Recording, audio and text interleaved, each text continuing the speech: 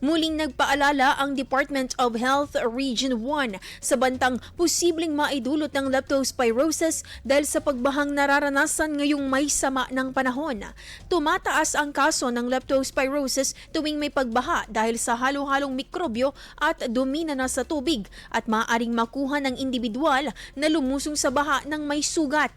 Ayon sa tanggapan, hanggat maaari iwasan sana ang paglusong sa baha at angkop na paglilinis ng paa kapag lumusong, maging ang tamang pagpapakonsulta para sa tamang gamutan.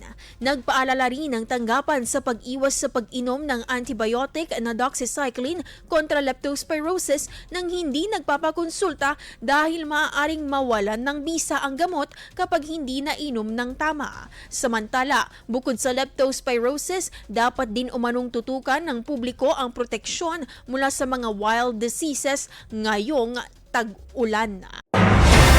IFM News. IFM News. IFM.